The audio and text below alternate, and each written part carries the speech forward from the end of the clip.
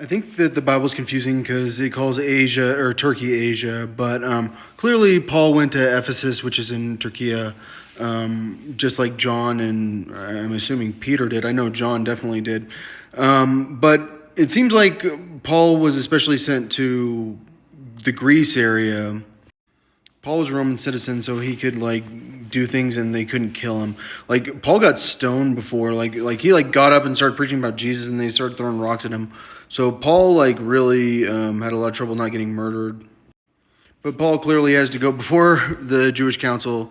And Paul, looking intently at the council, said, "Brethren, I have lived my life in perfectly good conscience." And the high priest Ananias commanded those standing beside him to strike him on the mouth. Then Paul said to him, "God is going to strike you, you whitewashed wall, and do you sit to try me according to the law, and in violation of the law order me to be struck?"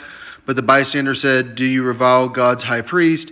And Paul said, "I was not aware, brethren, that he was the high priest, for it is written, you shall not speak evil of a ruler of your people." But perceiving that one part were Sadducees and the other Pharisees, Paul began crying out in the council, "Brethren, I am a Pharisee, a son of Pharisees. I am on trial for the hope and resurrection of the dead." And as he said this, there arose a dissension between Pharisees and Sadducees, and the assembly was divided. For the Sadducees say there is no resurrection, nor an angel, nor a spirit. But the Pharisees acknowledged them all, and there arose a great uproar, and some of the scribes of the Pharisaic party stood up and began to argue heatedly, saying, "We find nothing wrong with this man. Suppose a spirit or an angel has spoken to him." And as a great dissension was developing, the commander was afraid Paul would be torn to pieces by them, and ordered the troops to go down and take him away from them by force and bring them into barracks. But on the night immediately following, the Lord stood at his side and said, "Take courage, for as you have solemnly witnessed to my cause at Jerusalem, so you must witness at Rome also." So that's what's happening to him in Jerusalem. They want to kill him. So I read in Peter I think it was Peter, that baptism, the purpose of it is to remind us of Noah. It's to recognize that God can kill us all. I had no idea. I'll go through that verse later. I think it was Peter. So Paul goes through a series of judges, and eventually he's sent to Rome because he's a Roman citizen, and everyone's afraid of hurting him. And Paul is saying these people beat me up, they had me tied up and they beat me up while I was in chains, and he's actually trying to complain about getting hurt. So I think it was before Paul was shipwrecked.